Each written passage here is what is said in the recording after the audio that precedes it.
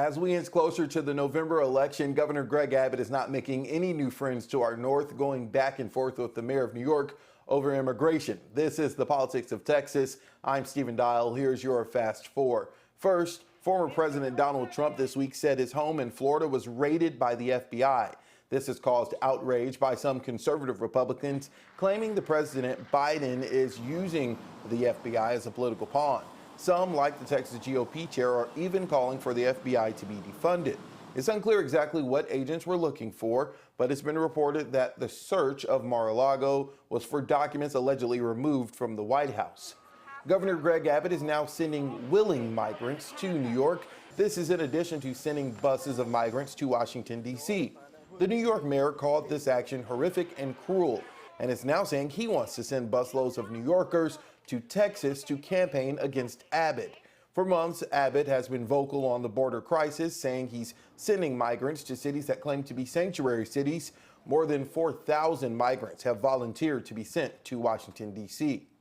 ERCOT, Texas's power grid operator, continues to have an interim CEO following the deadly winter storm back in February of 2021. The Texas Tribune is reporting Governor Abbott has, quote, total veto power in the selection of a new leader. Reportedly, Abbott vetoed a potential pick who used to be a vice president with Irving-based TXU Energy and is now CEO of California's power grid operator. The Texas Tribune reported a power industry source said Governor Abbott didn't like the choice because, quote, he came from California. The governor's office didn't comment on his reported involvement in the selection process. On September 30th, Texas gubernatorial candidates Beto O'Rourke and incumbent Greg Abbott will debate in South Texas. Abbott is likely to continue to criticize Democrats for what he calls an open border issue, while Beto O'Rourke agreed to the debate. He said one debate in a state as big as Texas is not enough, so he challenged Governor Abbott to do 3 additional town hall style debates. So far, there's been no word on if that will actually happen. Greg Abbott and Beto O'Rourke have been crisscrossing the state, trying to energize their base as we head into the November election. We now know that there will be one debate, but the big question is, will that be the only time we see both men on the stage together before voters go to the polls? Joining us for our Sunday conversation, Patrick Svitek with the Texas Tribune and Rudy Koski with Fox 7 in Austin. Rudy, the big question is, do you think this is the one and only time we're going to see Beto O'Rourke and Governor Greg Abbott on the same stage before the November election? Never say never. I think that there may be at least 2 debates coming, but this debate first in South Texas, I think, is a low-hanging curveball for the Abbott camp that the O'Rourke camp has thrown. This plays right into the strategy for the Republicans and what they're doing and trying to go and make inroads, strong inroads into South Texas. It appears that they already are doing that. And I think that this is a big win. If there is going to be a win on this event, it's going to be the Abbott camp, regardless of what comes out of the debate. I think the debate's just going to be a lot of shouting, but I think that this is still a win for the Abbott camp, and there will be more than one.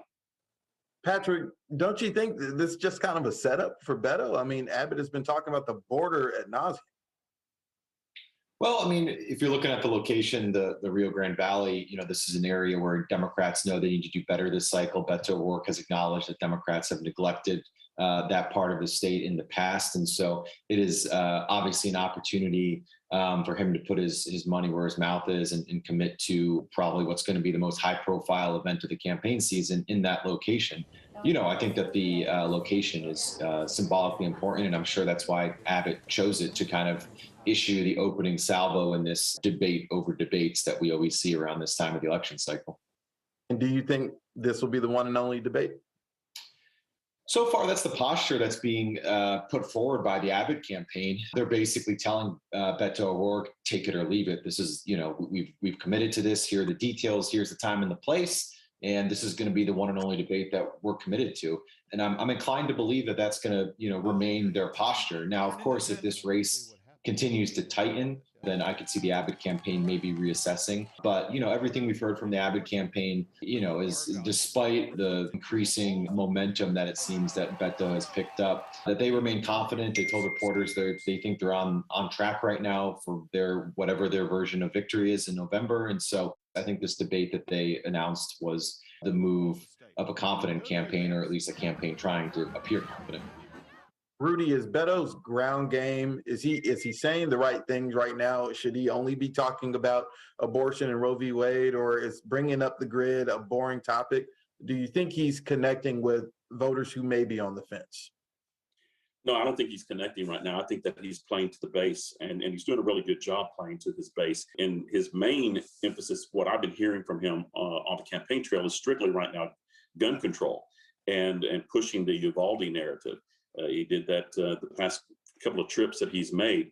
I don't know if he's actually really reaching across into independent voters right now. I think that there's a lot of anxiety out there, a lot of anger out there that he's trying to tap into. But as of right now, I think both sides are really just playing to their base and hoping that their base is what's going to get them through, with maybe a little outside help. What do you think about that, Patrick?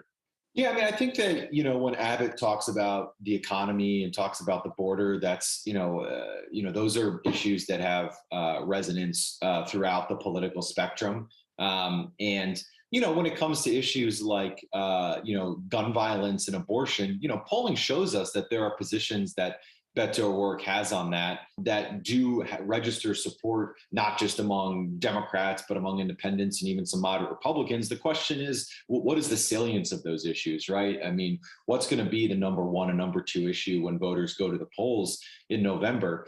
And even though in polling we've seen gun control and abortion rights have risen in the list of issues that voters believe are the most important issues right now, you still see the economy and the border at the top of the list. And if you're Abbott's campaign, you continue to want to keep the focus on those two issues, as well as Joe Biden heading into November. And I think if the GOP here in Texas negates that or ignores that, they're in trouble a little bit in certain key areas and could actually see a surprise come November. Because remember, this is a midterm election. This isn't the big one.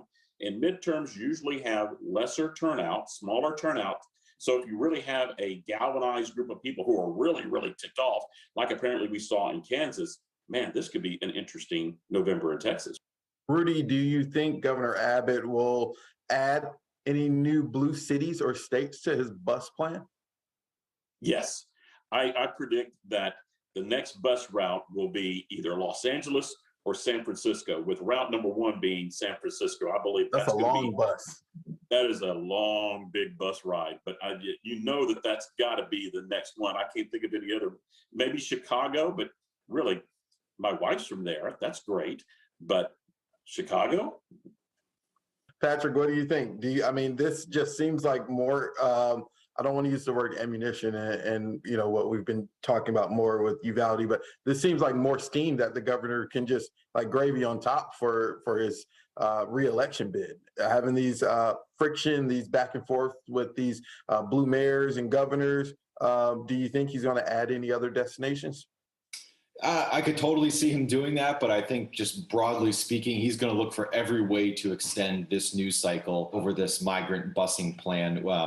Politically, it is a layup for him. And like I said, he is looking for every possible way to keep the focus in this race on the border. And this just continues that focus. And so politically, it is, I think continues to be a situation where Abbott has the upper hand, at least with the voters in Texas. And I can't imagine it. Even I saw this week that the New York City mayor, Eric Adams, was threatening to come to Texas to campaign against that in reaction to this. That would be just an incredible, gift to the Abbott campaign. I don't know if Eric Adams knew exactly, what political benefit he may have been creating there for Greg Abbott, but that was obviously just handing a political gift to Abbott, at least among Texas voters. That's like picante sauce made in New York City. New York City, right? If buses of New Yorkers come to Texas, that will be a sight to see. Patrick and Rudy, thank you so much for your time. Thank you. As always, you can go to our website, fox4news.com, to get all the latest political news in North Texas and around the state. We will see you next time for another edition of The Politics of Texas.